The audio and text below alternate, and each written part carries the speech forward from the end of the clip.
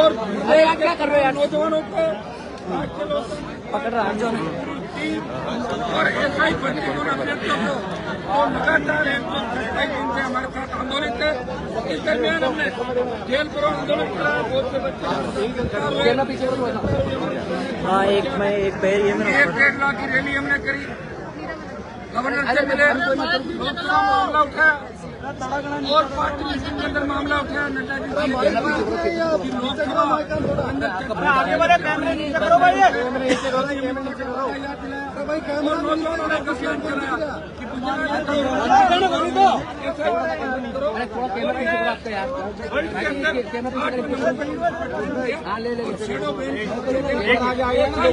को लेके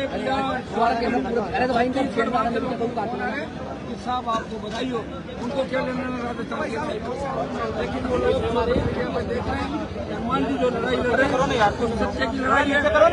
बीजेपी ने कांग्रेस की नेता काम चालू किया, मोबाइल करो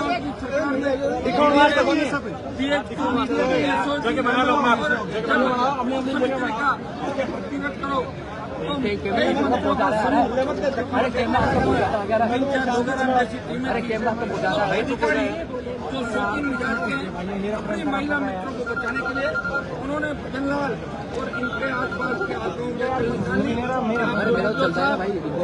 नहीं करनी है, कोर्ट जाने, उनका काम जाने, और ये साबित कर दिया भजनलाल जी ने कि वो अक्षम है, वो सक्षम नहीं है, वो कुछ नहीं कर सकते।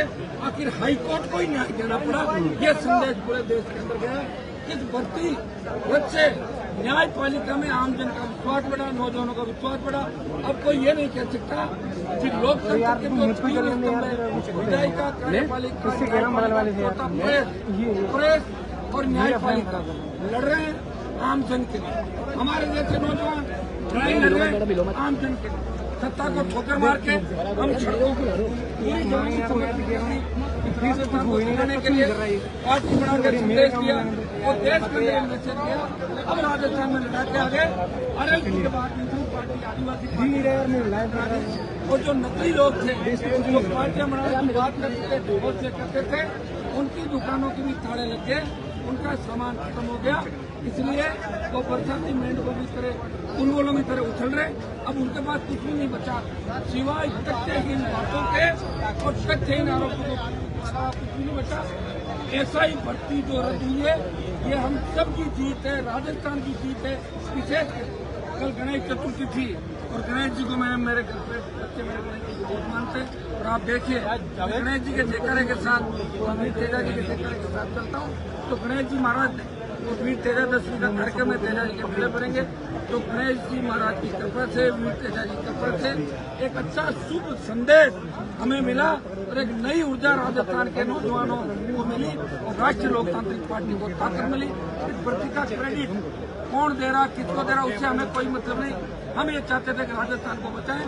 560 जो फर्जी थानेदार बनकर के थानों में लग जाते तो राजस्थान को लूट लेते, बर्बाद कर देते, न हमारी बेटियां सुरक्षित रहती न हमारे बच्चे सुरक्षित रहते। इस हाईकोर्ट के फैसले ने और आरएलपी के बड़े आंदोलन ने भाजपा की पोल खोली, कांग्रेस के उन बड़े मगरमच्छों की पोल खोली तो चुप्पी साध के बैठे थे और न्यायपालिका में लोग बच्चों का विश्वास बढ़ाया, राजस्थान की जनता का विश्वास बढ़ाया और बहुत बड़ी जीत आरएलपी के आंदोलन की बड़ी जीत हुई। और आप सबका इसके अंदर बहुत बड़ा सहयोग है और आपको बहुत बहुत धन्यवाद कि आपने हमेशा हमारा साथ दिया। किरोड़ीलाल मीणा का जिस तरह से आपकी तिखी नोक-झोंक हुई, सुनिए मेरी बात, देखिए मेरी उम्र में 20-25 साल हो गया, वो सम्मान मैं उनका करता हूँ। तो मेरे पिताजी के साथ विदाई करेंगे 85 के दौर पर मेरे फादर 77 में बन गए थे, उन्हें और यूनिवर्सिटी अध्यक्ष रहते हुए हमेशा जब डॉक्टर साहब दुख के दिनों में थे उन्हें बहुत तकलीफ हुई।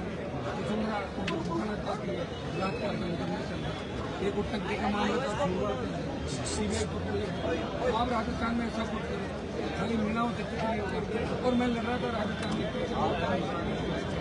और हमने लड़ाई लड़ी, लेकिन बीकानेर बाढ़ में और नागौर की रैलियों का डाक लगाए और उसके बाद चुनाव होते रहे और हमेशा मुझे कहते थे कि वसुंधरा ऐसी है, इसकी मम्मी ऐसी है, इसका परिवार ऐसा है। तो क्या खराब है? कैसा है और इस तरह की बातें वो करते थे। मैं वो माता जी को नहीं जानता, इनके परिवार को नहीं जानता, लेकिन वो कहते थे ये है वो है, मैं अरुण जेटली जी से बात करूंगा, मैं अटल जी से करूंगा, फलाना करूंगा। फिर मेरे पास एक दिन मैं इनके घर बैठा था, मुझे कहा आप खाना खाओ, हम लोग विधानसभा चल रहे हैं, क्योंकि अकेले नहीं जाते थे।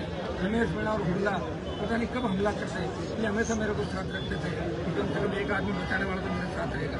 मैं इनके साथ मेरा बड़ा स्नेह था, लेकिन अचानक फोन आया कि आप तो विधानसभा चलो, मैं कहीं जाके आ रहा हूँ। और आधा घंटे बाद पता लगा कि वसुंधरा के कदमों में पड़े हुए थे और भारतीय जनता पार्टी ज्वाइन कर गया। कहाँ गया थर्ड मोर्चा, कहाँ गई नई पार्टी? गोविंदा के अंदर एक पार्टी बनाने की बात करी और जब पर्दा खोला, मैंने कहा डॉक्टर साहब ये तो सलीमा जी की पार्टी है, अगर बैठी थी कार्यक्रम, मैंने कहा मैं नहीं हूँ आपके साथ। तो मैं यहाँ खड़ा जो के आ गया, मैंने कहा पार्टी बनानी थी, आप क्यों धोखा दे रहे हो? बोले तुम समझा करो, मीणा तो मेरे साथ है ही, मैं आदिवासियों को बरगला के भोले पड़े, इनको भी आदिवासी पार्टी के नाम से साथ दे दूंगा। और इनको पता लगा हनुमान कुछ बोल नहीं दे। सुबह 5 बजे मेरे घर आ गए MLA पर, बोले आप कुछ बयान मत देना, आप जहाँ चाहिए रहो, लेकिन मुझे अब इसी से काम चलाना पड़ेगा। मेरा शर्मा जी से और दूसरे लोगों से कमिटमेंट हो गया, मेरा सौदा के लिए होना था। और उन्होंने पार्टी नहीं बनाई, राजस्थान की जनता की आंखों में धूल झोंकी और 66 साल बाद पार्टी अगर बनाई, हनुमान बेनीवाल ने बनाई, मेरी उनसे कोई नाराजगी भी नहीं थी। लेकिन आज का जो उनका व्यवहार उनसे मैं आज हूँ किस तरह क्यों तरह की बात की।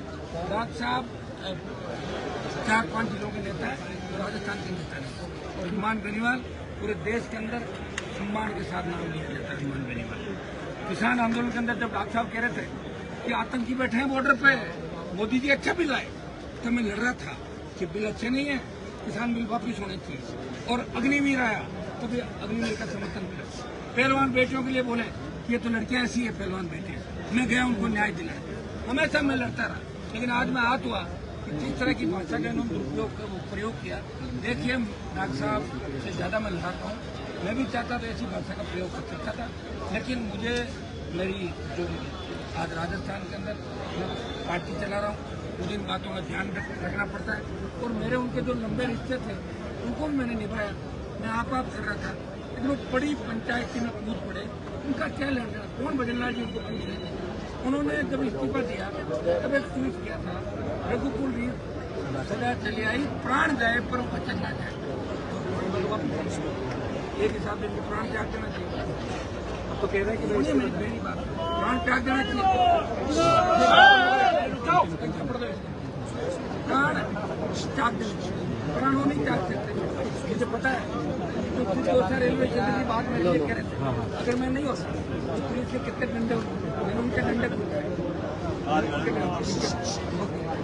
और डॉक्टर साहब ने लड़ाई अपने हिसाब से, हनुमान बेनीवाल की लड़ाई का इतिहास है, कभी कोई लड़ाई में हारा नहीं। और डॉक्टर साहब बड़ा आंदोलन करते हैं, उसके बाद लोगों को ब्लैकमेल करते हैं, काम ये टिकट देख लो, तो सोने के बिस्कुट हुए, तो उसमें कहा करके लड़ रहा है ये वो करके ब्लैकमेल करके 5 करोड़ लेके, सुन लो मेरी बात, 5 करोड़ इसके अंदर लेगी।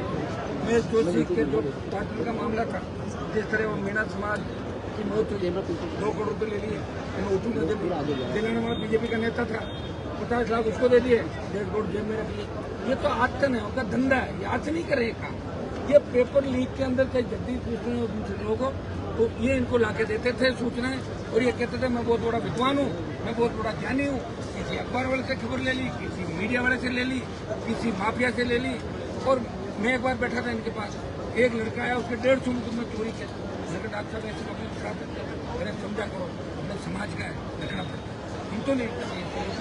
वो बार बार कहते हैं कि RLP पार्टी की पोल खोलूंगा, RLP पार्टी तो मैं ही हूँ, खाली पार्टी तो हम करेंगे, किसी पोल खोलूंगा। जब भी कोई आपको बेईमान दिख रहा है मुझे बता दें, मैं तुरंत उसको निकाल दूंगा। लेकिन आपकी तरह ऐसे नहीं कि भजनलाल के खिलाफ दिन भर गाली गलौज करना, 2 साल में भजनलाल के साथ खड़ा नहीं होगा। भाई को टिकट दिला दी, अगर खास साथ जाते भाई नहीं आता, भाई परेशान है, हरा दिया इन्होंने, और अब भजनलाल से हेलीकॉप्टर में घूम रहे थे। अपनी बात में तो 70 साल उम्र हो गई, 70 साल उम्र हो गई, 2, 5, 7, 10, 15, 20 साल कितना भगवान करे हम तो चाहते हैं आप सेम बनो, 100 साल की उम्र आपकी हो, लेकिन इस तरह बोखलाट हाँ ये सही है आपका स्वास्थ्य जिससे नहीं 18-20 बोड़ी लेते हैं, 18-20 लेते हैं। इनको योग प्राणायाम करना चाहिए।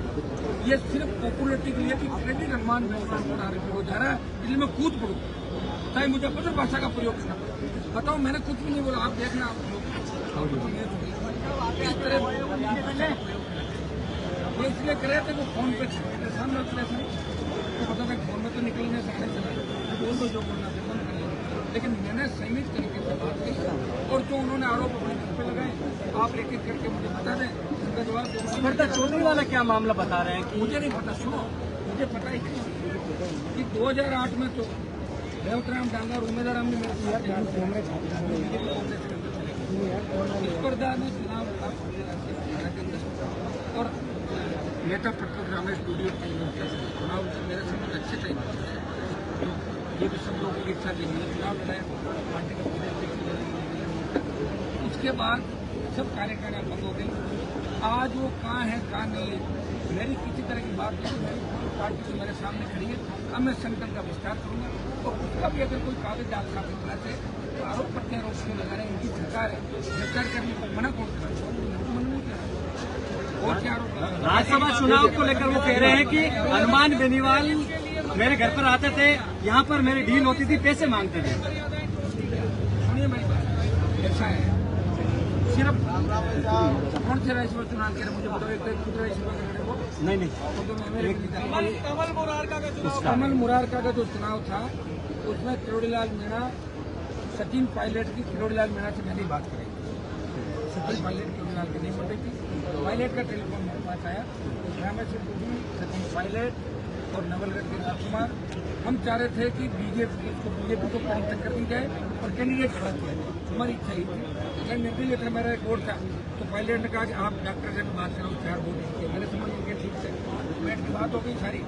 उसके बाद की कहानी क्या है, ये तो 10 साल बाद अगर सुन रहा हूँ तो चुनाव हुए शायद 2015, 16 में। अब क्या डॉक्टर साहब एकदम तो सपना आ गया और ये मेरे पे पैसों का आरोप लगा रहे हैं। क्या डॉक्टर साहब दलाली कर रहे थे, उनके पास है पैसा रखा हुआ बताओ तो आप पूछते उनको कि आप पैसे का ठेका आपने लिया था क्या मुराद या आपके कहने से कैंडिडेट खड़ा हुआ था। कैंडिडेट खड़ा किया था कांग्रेस पार्टी ने, 3-4 वोट इनके थे, एक मेरा निर्दलीय का वोट था और हमें मिलते 2-4 वोट करके उनको चुनाव जीतना था। लेकिन मैं सुबह और मैं बीजेपी के साथ बीजेपी पार्टी के साथ मैंने कहा भैया तो बहिष्कार करूंगा, ये निर्दलीय करूंगा, निर्दलीय लड़ा ये आरोप प्रत्यारोप तो होता गया। डॉक्टर साहब को कि कोई सबूत कहते हैं मेरे पास तो इतने सुनिए मेरे पास इतने सबूत है अगर मैं लादूं तो डॉक्टर साहब मुझे लग रहा है वो तो कह रहे हैं कि मैं मंत्री रहना नहीं चाहता, वो छोड़ दो तो कौन मना कर रहा है। आंध्र राज्य में पोस्ट बना देता हूँ आज राष्ट्रीय लोकतंत्र पार्टी सारी मर्यादा इसी छोड़ देना मुझे मिले कैसा ही भर्ती मैंने करा था भजनलाल जी से तो धरने में बाद में बैठा था, मना किसने किया, मना नहीं किया था। तो मेरे को बिजली का कनेक्शन किस तरह काटा 5 करोड़ जो एमएलए लेड मुझे मिलती है। डॉक्टर साहब ने मेरा एमएलए लेड कह रुकवाया कि हनुमान बेनीवाल को 5 करोड़ रुपये नहीं मिलने चाहिए, इसको चुनाव हराना, इससे अच्छी हरकत नहीं हो सकती। मैंने कभी ये बात नहीं की। जब आरोप प्रत्यारोप पर बात आ गई तो ये बात कहनी भी जरूरी है कि विधायक को उसी का होता है जो विधायक रहते हुए रिकमेंडेशन करता है। तो विधायक रहते हुए मैंने रिकमेंडेशन करी, नवंबर में चुनाव जीता तो वापस नवंबर में दूसरा चुनाव है, मतलब 1 साल का कोटा मेरा था।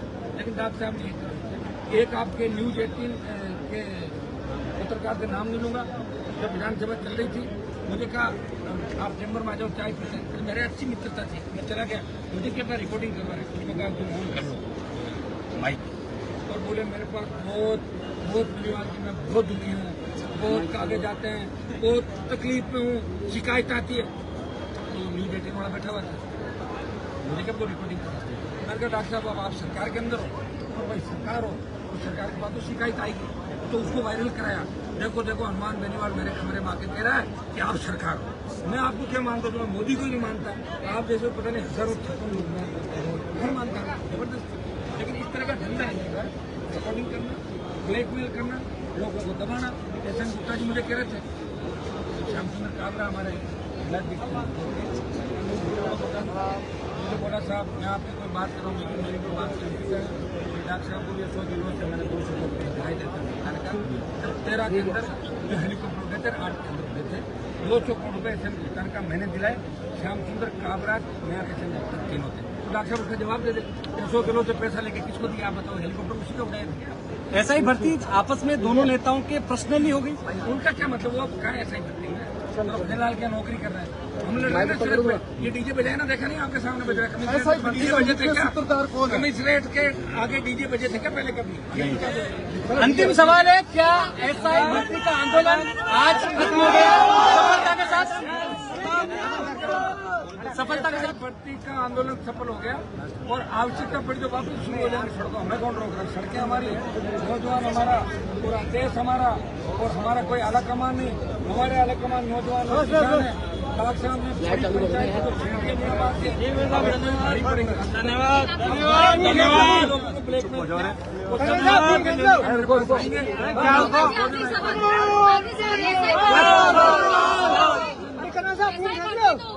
बच्चे जो गरीब अब इसका निष्कर्ष निकलना चाहिए क्योंकि उम्र की भी सीमा होती है। देखिए उसके अंदर जो क्योंकि सरकार के लोगों ने